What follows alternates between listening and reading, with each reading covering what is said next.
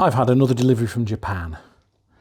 Another batch of strange old kits, mostly from Yahoo auctions over there. They've been sat on a boat for 3 months and now they finally arrived. So without further ado, let's unpack them and see what it is I bought. Let's start with this one. I can't remember what this one's called, and I'm not sure if there's anything on it. Oh, there we go. Golden Bat. For a moment there I thought there mightn't be any English on it. Another Imai? Imai? I still don't know how to pronounce that.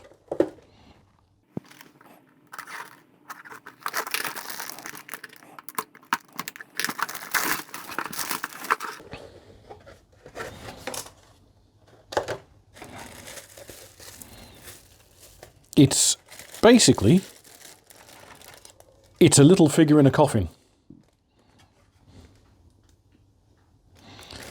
Little, well, I'm thinking it's supposed to be gold, but it's a bit more sort of brassy. And with a PVC cape as well, which is cool. And another one of these little tubes of glue. They all have these little tubes of glue, and I've never opened any of them. I should start a collection of them and just display them all by themselves. So yeah, simple figure with a cape, and if I understand properly, fit an elastic band, and it pops up when you open the top to surprise you. And I think that might be, oh no, not an elastic band, springs. And an elastic band that's old and fallen apart because it's just aged badly.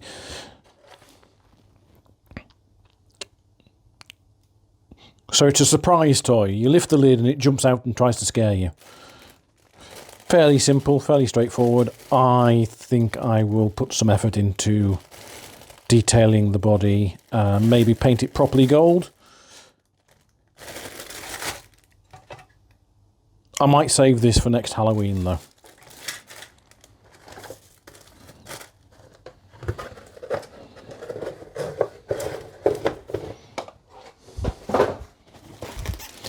Next, Sony Liberty Type 2. It's another one of those stereo kits to go with the Pioneer Runaway that I built the other day.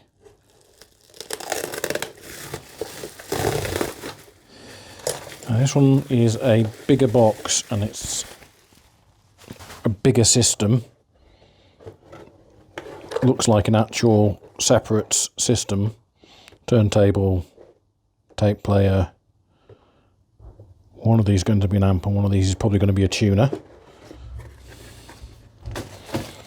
Yep, Aoshima audio series.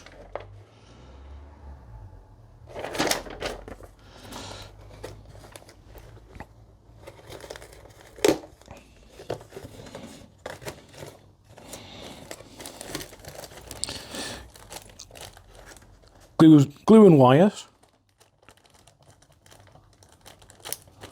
as previously, and oh dear, it looks like the transfers are really bad on this one. So these are stickers, which should be okay, but look at the state of the transfers. Some major yellowing going on there. I will not make the same mistake this time. I will scan these before I go anywhere with them and possibly have to print out copies, because I don't think they're going to work. So,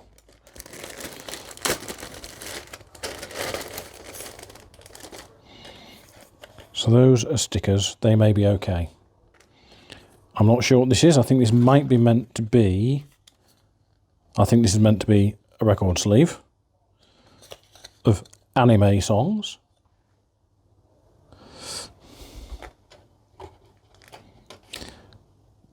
transfers are in a sad state. And it's got a little mascot of some form with feet, a bow tie, and a clockwork. Looks like I'm supposed to stick that in the top and wind it up. Imagine I'm winding it up.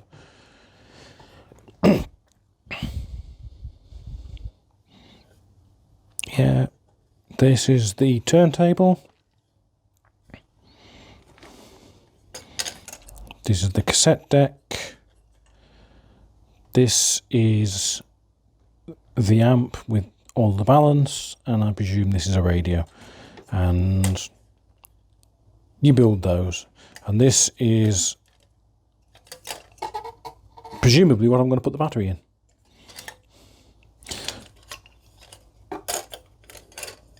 Just loving the idea of model HiFis. It's mad. There you go. There's what the mascot should build up into. And there's Lady Liberty singing karaoke.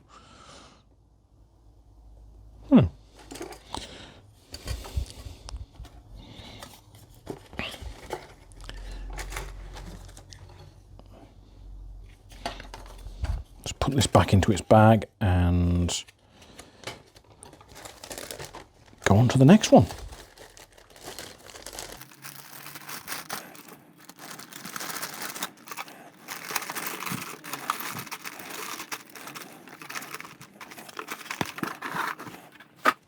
Action Man's going to be well served for music.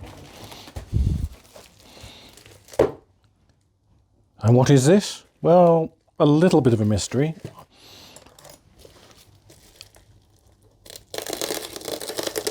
Another oddball and very Japanese subject.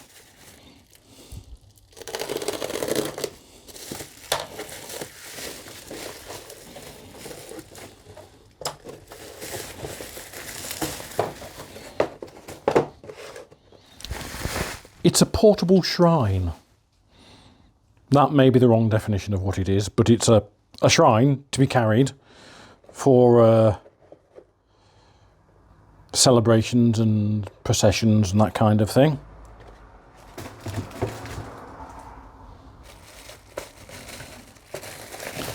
And it's moulded almost entirely in gold chrome. And makes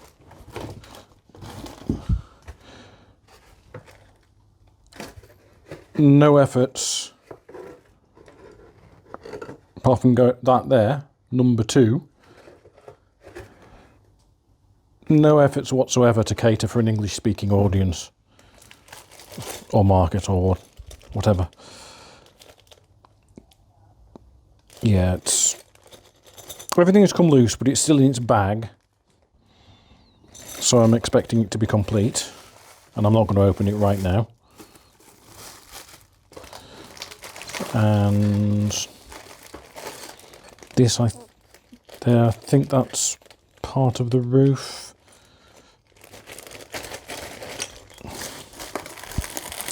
And another one of those little glue bags. There. Another one of those little glue tubes. 2 of those little glue tubes, in fact. Some decorative rope. And some bells with string to hang the bells, and a base to put the shrine on once you built it. Down here tells you how to tie the knots for the rope, for the various bits.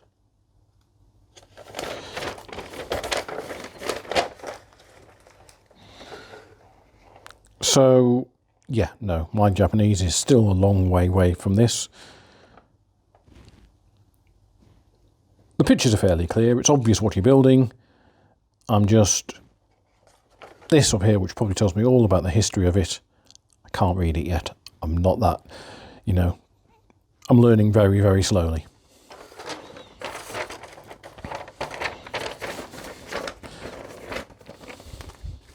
wonder if any other companies have made models of religious artifacts.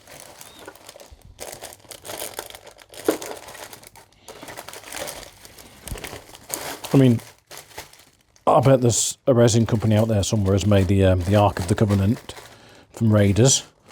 But that's not the same thing, is it?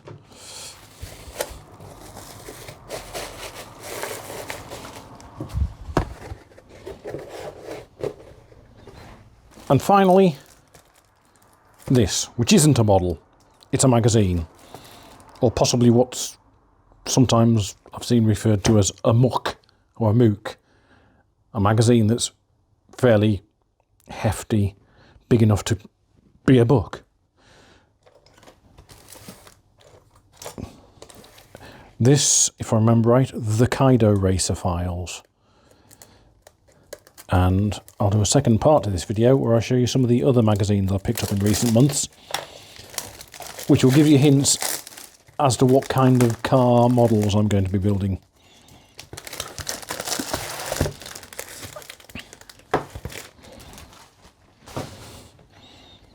So,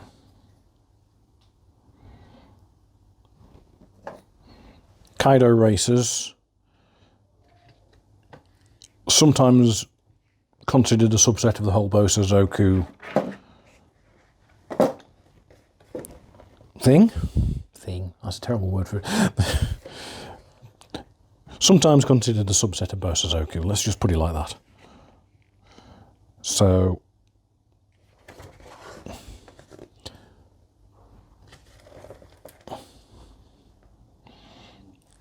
now, if you saw one of my other unboxing videos, I've got a whole load of bits, some of them like this, for detailing cars, which will be getting used at some point soon, to produce something like this.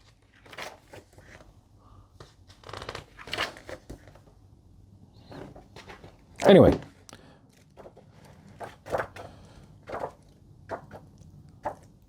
fascinating. I think I follow the Twitter feed of some of these people. And I've seen some of these cars, not Twitter, Instagram. I think I've seen some of these cars on Instagram.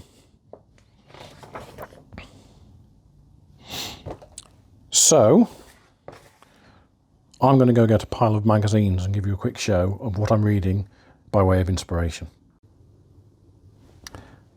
So let's do a quick trip through what I'm reading that might inspire upcoming builds this year. This is the one that just arrived, the Fujimi Mook Kaido file with lots of wild and wonderful builds in it.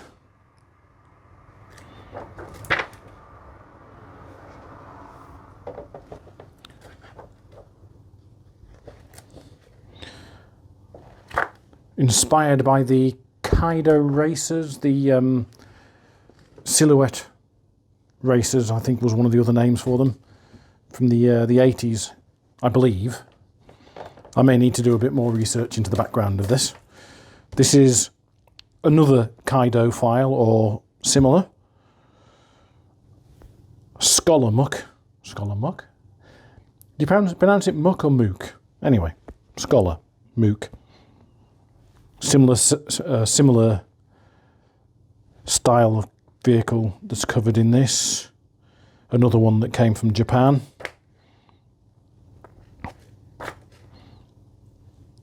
And yep, I'm going to be referring to this one as well. I've got a Toyota Mark II and body kit bits from a previous delivery that will be Kaido'd up. Sakura Mook 95. This is a magazine about Bosozoku bikes. I built a Boso bike. I don't know whether there's images of it on YouTube, but it's very similar to the Kaido thing, only with bikes and bits of chopper inspiration and other stuff Very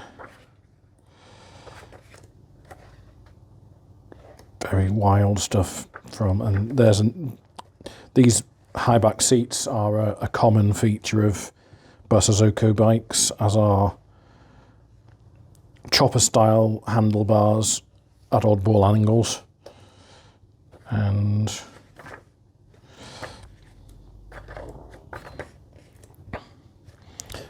these fairings lifted up above where they should be.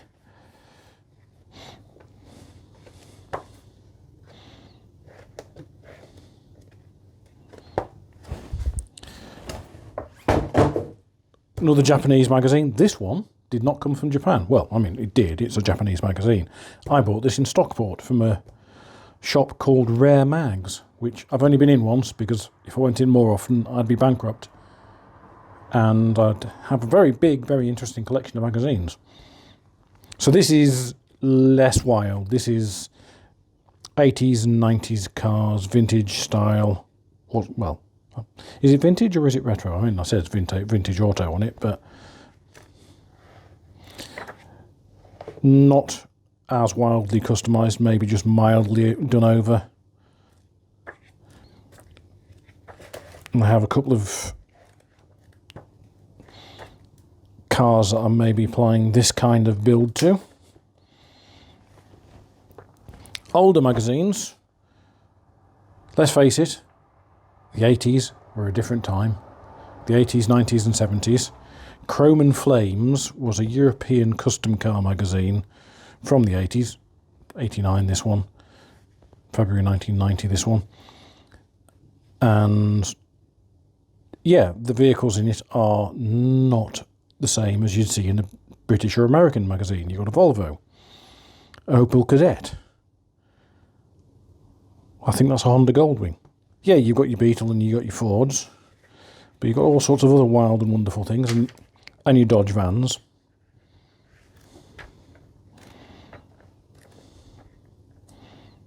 And the occasional bit of Americana.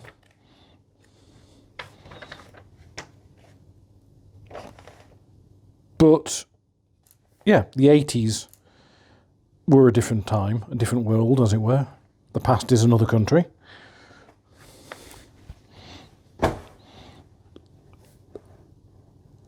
Volkswagen Beetle stretch limo. I mean, really, who'd have thought that one of those was ever built? This is a Saab. It's insane.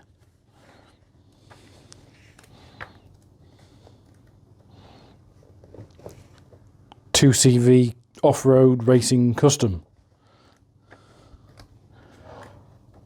There you go, there's the Saab. Quite mad. So despite, I mean, apart from the fact that it's hard to get models of some of these cars, this is the sort of thing that's going to inspire me. Coming back to Britain, got some street machines from the 80s.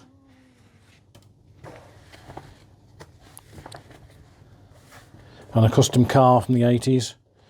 A bit more what you might sort of be used to from British customs. I'll be probably mining these for 3D printable custom bits and pieces for models.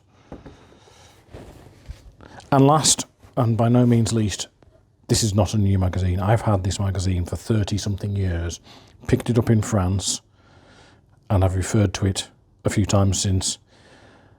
Pascal Mesley, he's on Facebook. Look him up. He's still doing rather lovely designs of custom cars. And it's a collection of his paintings of custom cars, real and imagined. Oh, there you go. More 2CV customs. Old school salt flat racers. Harley. You got your Corvette. Frustratingly, the phone battery died just after I was showing off this page. And I can't remember exactly what I said next because, that was yesterday. But again, another magazine that I'm going to mine for inspiration, though I don't know if anybody does models of the Austin Princess or the Allegro or any of those. They may be available in 43rd scale,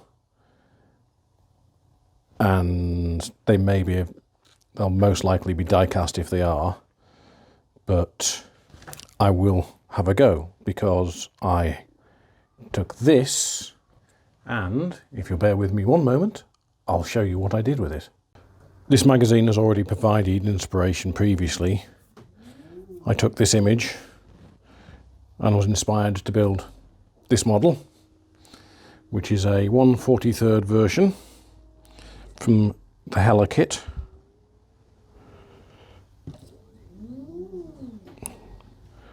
Show you the two of them side by side. Not a perfect rendition, but I'm quite proud of it. So yeah, I've been working from this previously, and I will be working from it again, as well as all of the other magazines I've just been showing you. So now I'm going to sit down and read for a while, and then I'm going to come back to the modelling table and get started on some more projects.